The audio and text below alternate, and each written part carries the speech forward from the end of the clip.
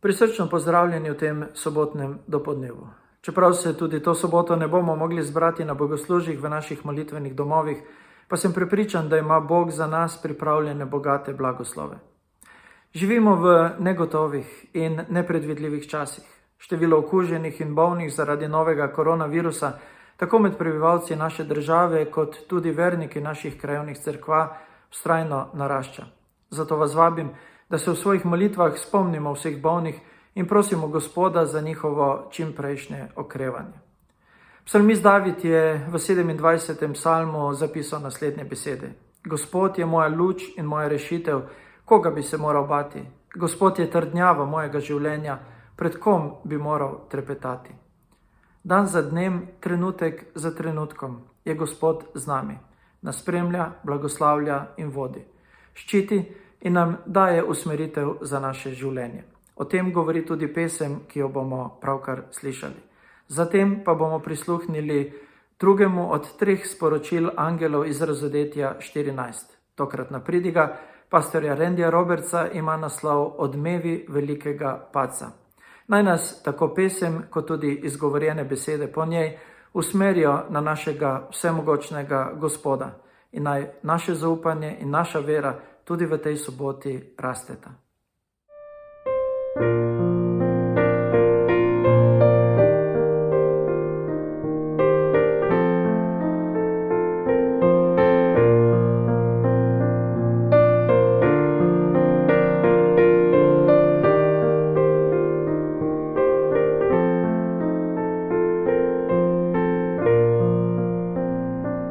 Dan za dnem, trenutek za trenutkom, Božji milosti se okrepim.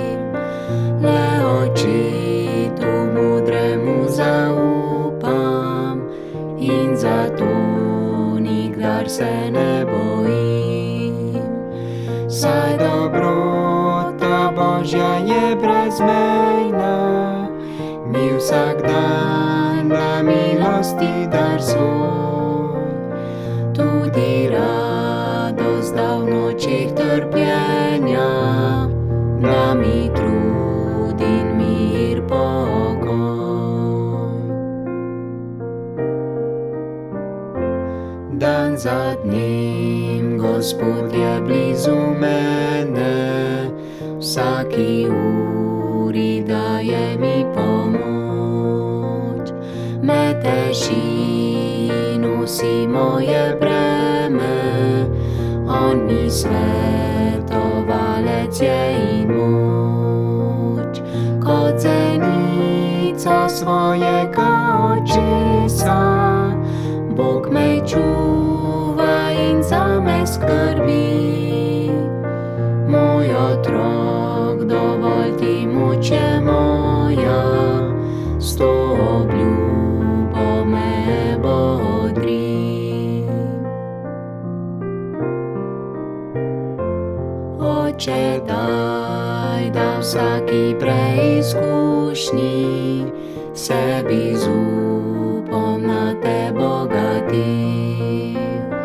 Našel mir in upanje bom veri, ko besedi se bom posvetil.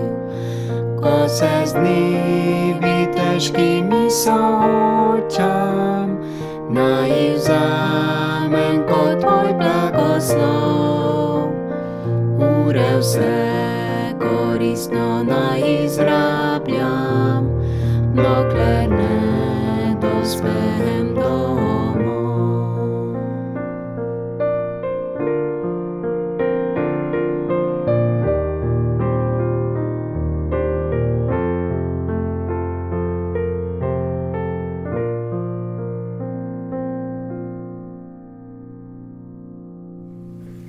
I invite you to take your Bibles, or if you already have them, just turn over a page or so and turn to Revelation chapter 14.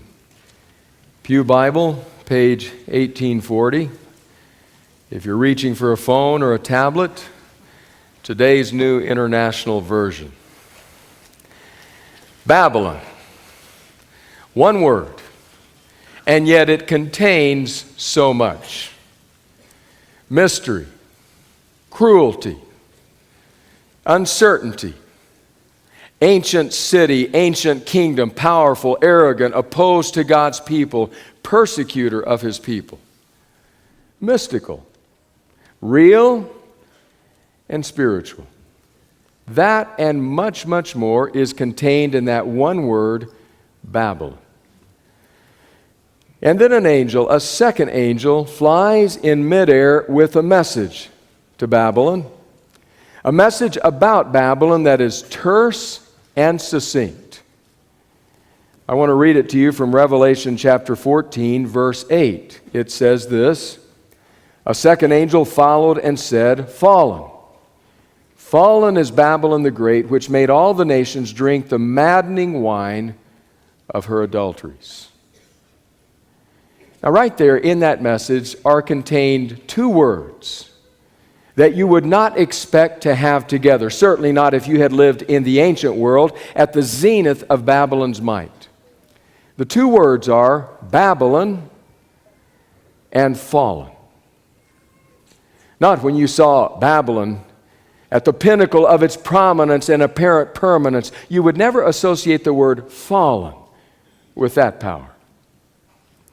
Years ago, when I was a single seminary student, a friend and I had traveled to the East Coast. He and I wanted to see some of the sites, some of the tourist sites, some of the historic sites that we'd never had the opportunity to see. One of the places we visited in New York City was in Lower Manhattan. There in Lower Manhattan, we paid our fare, we boarded the elevator, and we were whisked to the top of the south of the Twin Towers. There at the top of that tower, we emerged onto an observation deck. It was a phenomenal view. As we stood there on that deck that day and surveyed the scenery before us, Liberty's Lady was just a toy. The Empire State Building was a second-class citizen. And with a good pair of binoculars, you could almost see forever. An amazing day as Byron and I stood there looking at the scenery. About 10 years ago, Anita and Austin and Miranda and I returned to that site. This time we paid no fare, boarded no elevator, went to no observation deck because they did no longer exist. In fact, as we stood there at that site at that time, we stood looking into a yawning chasm. It was deep enough that the cranes and the trucks and the workers seemed almost like toys to us. They had finished cleaning, and now they were about the process of beginning to rebuild. And I stood there and remembered those years before, when I had stood atop that tower. Had you told me that day when Byron and I stood there, one day in the not too distant futures, these towers will be no more, I would have told you, you need psychiatric help. You're imagining things. There is no way something this grand, this glorious, this tall will ever fall. And a second angel followed in midair, crying out, "Fallen, fallen is Babylon the Great." It's a stunning message. Certainly a stunning message for any who knew Babylon to be that empire with might and with arrogance and with cruelty, that empire that subjugated God's people, that empire that did what it wished with the world of its day. We're tempted to ask, who is Babylon? Who is the Babylon about which the angel cries? Well, there's no question that originally Babylon was that, a power, a political power, a nation. But as you read the words of Scripture, you soon begin to discover that Babylon is peppered all through the biblical text. And by the time of John the Revelator, by the time he pens these words, Babylon is a smoldering ruin. It is no more. So we wonder, is John just referring to that destruction? But then he continues to talk about it. Chapters 17, 18, 19, it appears again. We soon realize that he's talking about something more than just that political empire. And so we want to ask, when it makes that transition from a literal kingdom to a spiritual opposition to God's people. What characterizes it? What ought we to watch for in our day and in our time? Well, there are two stories, two old stories that clue us in to the characteristics that are key to Babylon. The first one is in Genesis, the 11th chapter. It is right around that time that the term Babylon first makes its appearance in the text. You remember the story, don't you? You were told the story at your mother's knee. The flood has subsided. There is a world now that has once again been peopled. The population is growing. And the divine command comes, spread out. I want you to spread out and to populate, replenish the earth. The problem is the people who heard that command, in a word, said no. I want to read to you exactly what their words were according to the writer of Genesis. Genesis chapter 11 and verse 4 says this. Then they said, "Come, let us build ourselves a city with a tower that reaches to the heavens, so that we may make a name for ourselves and not be scattered over the face of the whole earth." And so that is exactly what they did.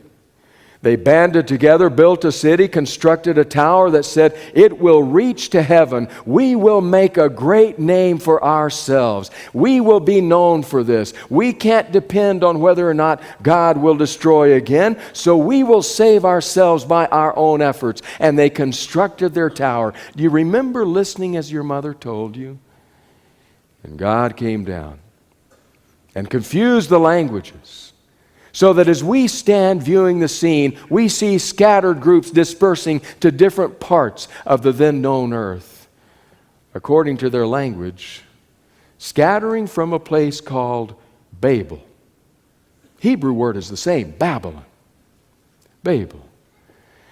And as we watch that scattering, we say, fallen. Fallen is Babylon the Great. Two qualities emerge from that story.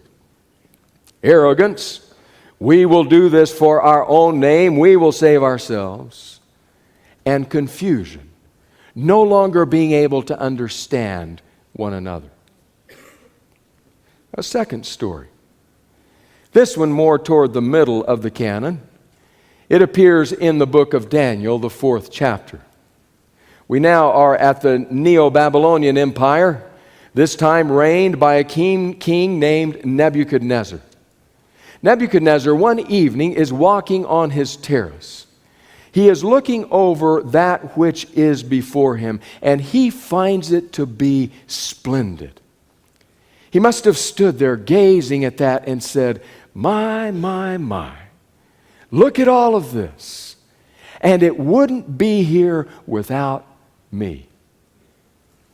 Humble sort of guy that he was, he had a few words to say about his role. I want you to notice this. Daniel chapter 4 and verse 30 says this. He said, that is, Nebuchadnezzar said, "Is not this the great Babylon I have built as the royal residence by my mighty power and for the glory of my majesty?" It's hard to be humble when you're perfect in every way, the Mac Davis song said. Nebuchadnezzar may have been the original author, because as he looks around, he says, this is all mine. This is the great Babylon that I have built, and it is all a great credit to my name. It is all about me. The words scarcely fall from his lips when something that to him is cataclysmic occurs. Back to Daniel 4, this time verse 31. Even as the words were on his lips, a voice came from heaven. "This is what is decreed for you, King Nebuchadnezzar. Your royal authority has been taken from you. You will be driven away from people, and you will live with the wild animals. You will eat grass like the ox. 7 times will pass by for you until you acknowledge that the Most High is sovereign over the kingdoms on earth and gives them to anyone he wishes." Immediately, what had been said about Nebuchadnezzar was fulfilled. Can you imagine, in the coming years, had you and I had the opportunity to stand and gaze at the King, we would have stood on the city wall looking out into the wild pasture land before us. And there we would see something that at first appeared animal-like, but then we realized was actually a human, homeless, vagrant, angry, uncertainty all over his face. That's the King. Do you know how I would characterize that? What word I would use to describe it? He is confused. If you try to speak to him, a cloud descends over him, and out of his wild eyes, you can see kind of a fog, a bleary-eyed fog of confusion. And so we ask, what characterizes Babylon in this text? Once again, arrogance. Is not this the great Babylon that I have built? Confusion. Living like an animal. Now, the picture is particularly powerful because of what happens at the end of that chapter. Because there is the day when for Nebuchadnezzar, the light turns on. Nebuchadnezzar, he who really was the man, once again lives in the body and the mind. He is brought once again to himself. When that occurs, listen to the words, verse 37 of chapter 4.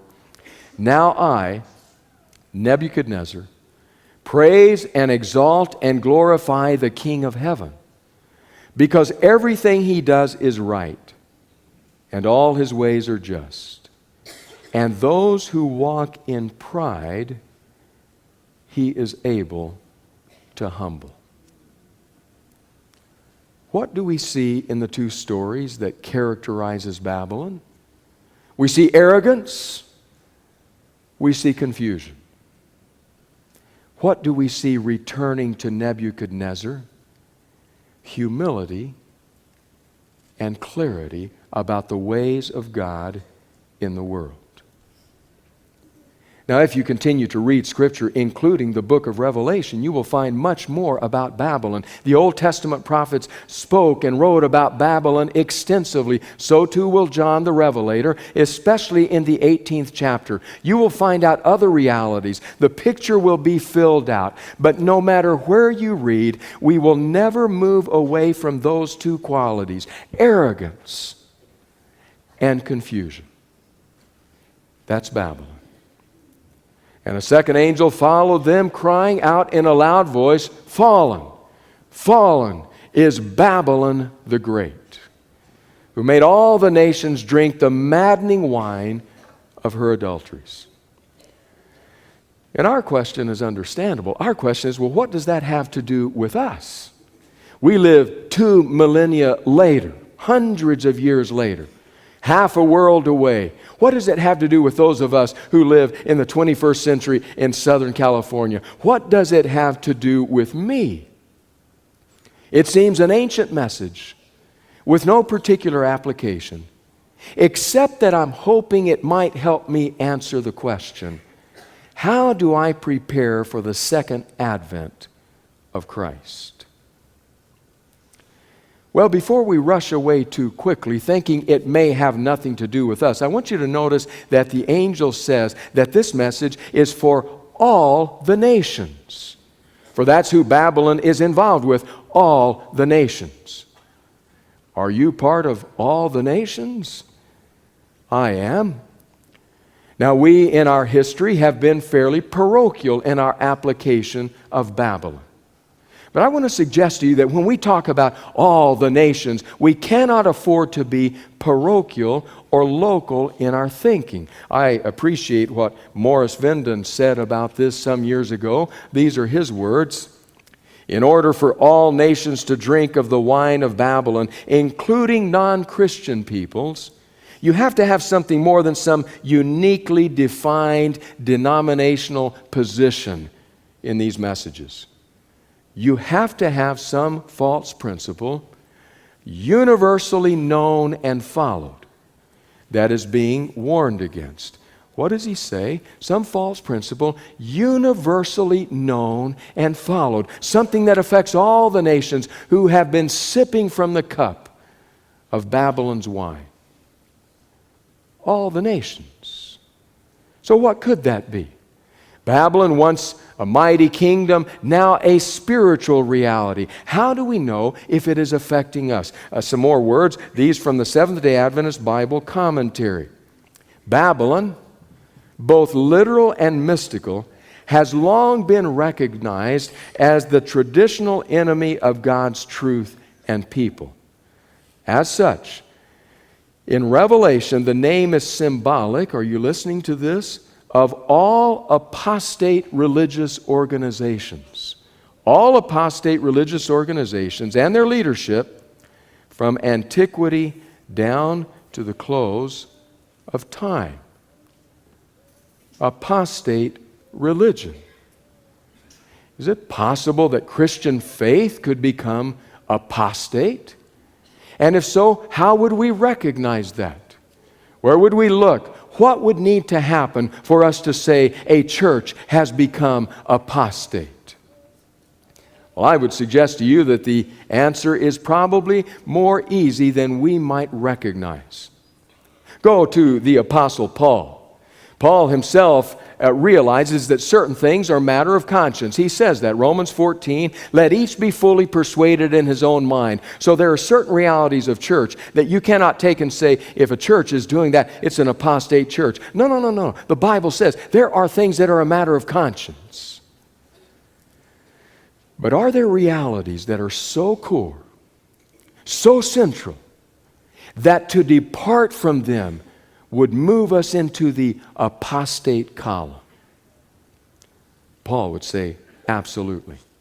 In fact, Paul did say, absolutely. Have you read Galatians lately?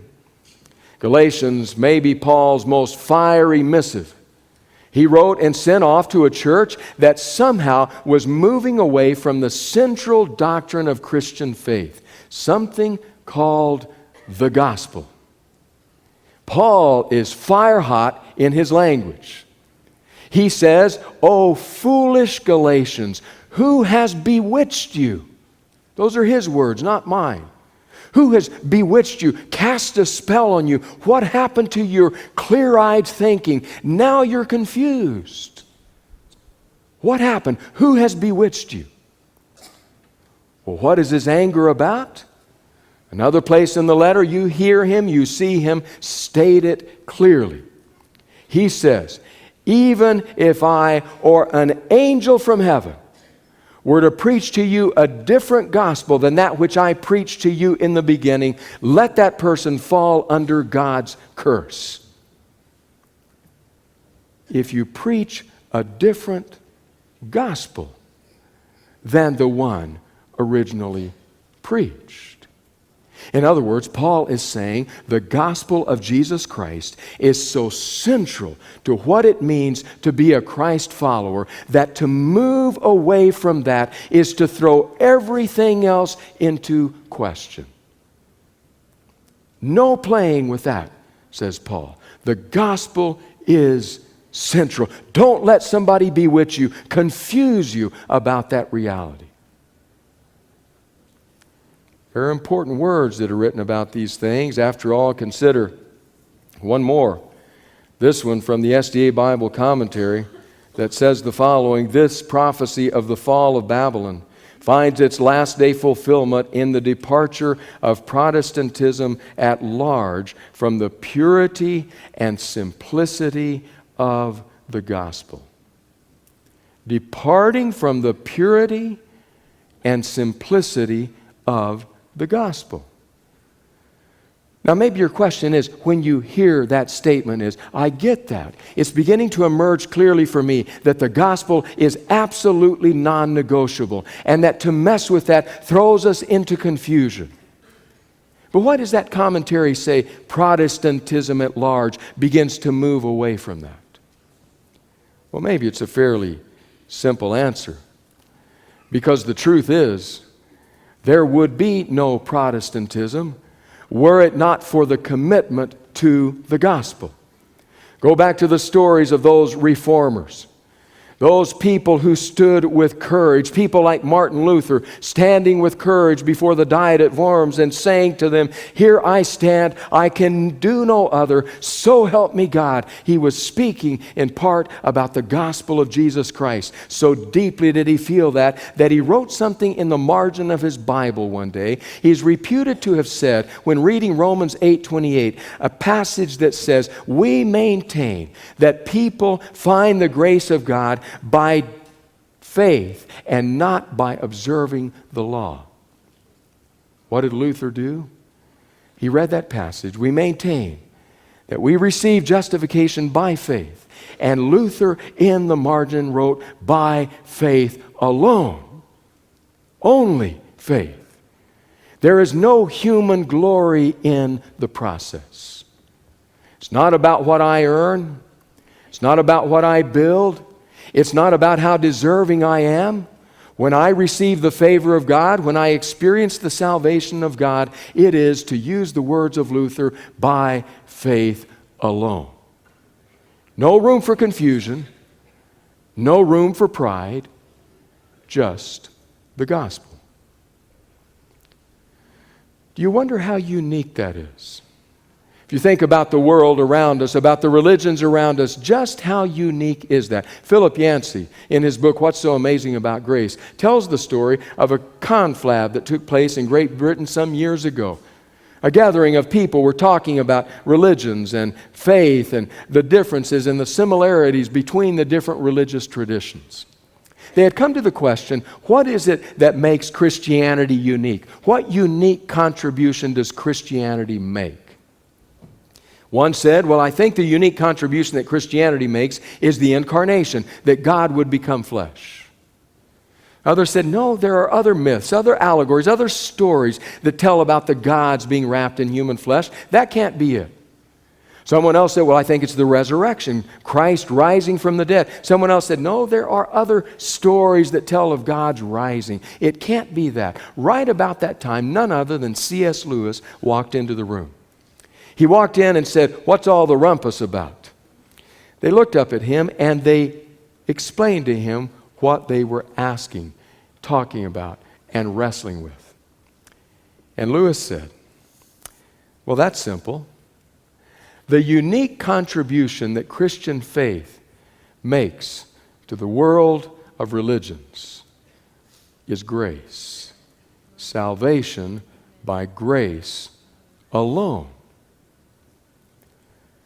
Now, in reflection on that, this is what Yancey then writes. The notion of God's love coming to us free of charge, no strings attached, seems to go against every instinct of humanity. Remember, all nations? Seems to go against every instinct of humanity. The Buddhist eightfold path, the Hindu doctrine of karma, the Jewish covenant, the Muslim code of law, each of these offers a way to earn approval. Only Christianity dares to make God's love unconditional. In other words, in the Christian faith, there is no room for earning. The gift of salvation is a gift. It cannot be combined with your work in order to receive it. About that, we must be crystal clear. I read to you the words of Ellen White. Ellen White, familiar name to most here, one of the key founders of Adventism. One sentence. Ellen White wrote, nearly every false religion has been based on the same principle. Okay? Nearly every false religion has been based on the same principle, that man can depend upon his own efforts for salvation. What is that false premise? That I can do it, I can build it, I can make it, I am strong enough, I will accomplish what needs to be accomplished. And then you have a mixture of the two. Remember the text, the second angel says, because of her adulterous affairs. What is adultery? What is an affair? It is the joining together of two people, of two parties that ought not be together. So when you place it in the context of Babylon and its arrogance and its confusion, that adultery that Babylon commits becomes the salvation that is freely offered, mixed in with human effort, that now will help round it out. Now will help bring it about. We have done it ourselves, just like Nebuchadnezzar said, "Is this not great Babylon that I have built?" Wine is the result. Babylonian wine is the outgrowth of that kind of an experience. Make no mistake about it. This salvation life, this walk with Jesus does involve effort. There is no question about that, just as being a parent involves effort. But it's as Dallas Willard says, God is not against effort. God is against merit. God is against earning, not against effort.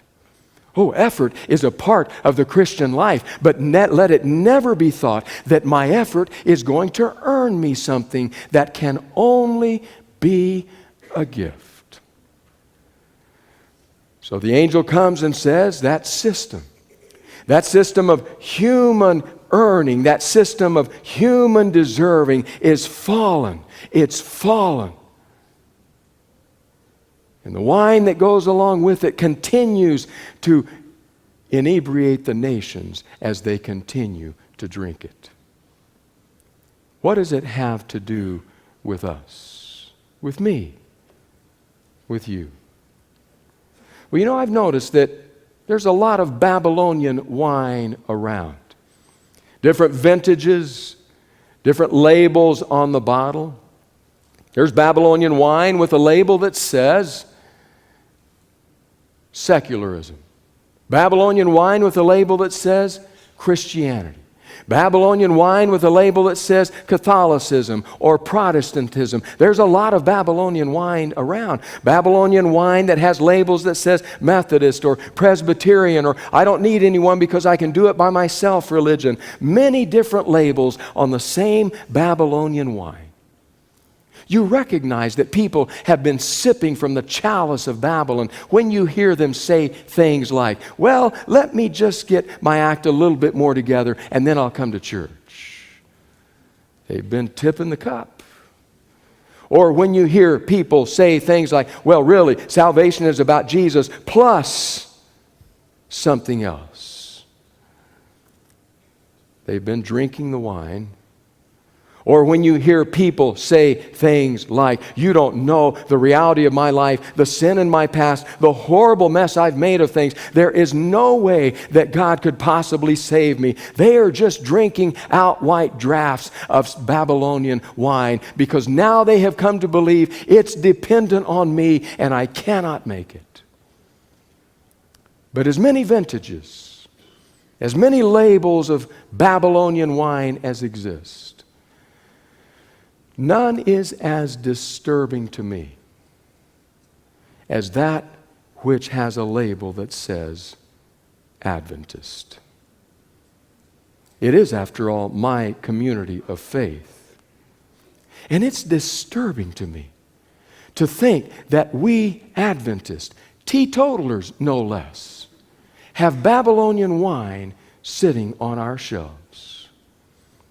How do you know that, Randy? How do you propose to know that? I'll tell you how I know that, because I hear us talking about it. I may sit one day with an elderly person, a person who has walked with Christ throughout their life, been a member of the church all the way along, church schools all the way, worked for the church, spent a career working for the church. Now, as they are coming to the sunset of their life, they sit there and say to me, I don't have any kind of reassurance. I'm scared as I look in eternity in the face. I'm afraid that I'm not good enough. And I want to say to them, of course you're not good enough, but Jesus is. I would like to know where you keep that bottle hidden. Because I want that bottle, I want to dump the contents down the drain and then smash it on a rock called Jesus. Because you've been drinking it too long. Babylonian wine with the Adventist label. Oh, it's there with our kids at times, tragically. The stories we tell our kids. Stories with morals that communicate things like, when you're good, then you're loved. When you're bad, well, good luck. And I want to say, wait a minute. I thought underage drinking was illegal. And you're pouring that down your child's throat. What is this with this Babylonian wine with an Adventist label? Or another that we find frequently on our shelves. Because we are a people interested in hard work, interested in education, interested in knowing that we've accomplished something meaningful in the world, all of which are good qualities. But somehow then we bring that into our religious experience and we develop a do-it-yourself religion that says, I can live my religious life with Jesus with a text for the day or the week, as the case may be, and a prayer for the day or the month, as the case may be. It's a do-it-yourself religion, and we walk around DUI, dwelling under the influence of the Babylonian wine that says, mix a little grace with a little work, and then you have what will get you into heaven. And to quote Paul, it is heresy of the worst order. Would you permit me one more quotation from Morris Venden as he thinks of and writes about these things? He says, the greatest symptom that I'm a victim of do-it-yourself religion is the pitiful, small amount of time and effort spent toward communication with God day by day. Do you understand what Maury is saying? He is saying, if you want to know if you're a victim of do-it-yourself religion, just ask yourself, how much time do I spend throwing myself on the grace and the mercy of Jesus, knowing Him personally on a day-by-day basis? The less time I spend, the greater the likelihood it is that I'm sipping from the golden goblet of Babylon. He continues, do you know God? Do I know Him one-to-one? Do I know what it means to have a personal, real, valid, genuine prayer life? Do I know what it means to spend significant time alone with God's Word? That's the issue. And if I do not, then regardless of what I call it, I am a victim of Babylon. Babylon somehow trying to operate in the realm of religion without the basic ingredient. Knowing God is not optional in the Christian life. It has never been optional. We do not spend time alone with God day by day as an extra in religion. It is the whole basis. The Christian faith and the Seventh-day Adventist religion without this is nothing. That's why so many people become discouraged and give up the church. It becomes nothing more than a club for some kind of moralistic society of people who are living good, ethical lives. And their whole hope of salvation is based upon that instead of upon Jesus. And do you know what that is? That's to drink from the chalice of Babylon. Confused, arrogant. I'll contribute. Jesus didn't quite finish the job. Don't misunderstand. God is not opposed to effort. He's opposed to merit. So where does that leave us? What does that mean? How does that help us answer the question, what does it mean? How do I prepare for the advent of Christ? Well, maybe what the second angel tells us is this. If you would make preparation to meet Jesus, then don't build upon the foundation of grace plus. Don't mix the concrete of human effort, because all such systems, whether they are individual or denominational or political, are destined to fail. No. Instead, with clarity about the gospel, with humility about the role I play. Build your foundation upon the righteousness of Jesus Christ. For when you build upon His foundation, there is no fear when you hear an angel with a trumpet-like voice call out, "Fallen, fallen is Babylon the Great." Because you know you have not been drinking the wine of Babylon. So what does it mean? It means that we come to the place where we can say with confidence, "For I know the one in whom I have believed, and I am persuaded that He is able to keep me and all those committed to Him until that day comes." And that, my friends, is cause for great gratitude.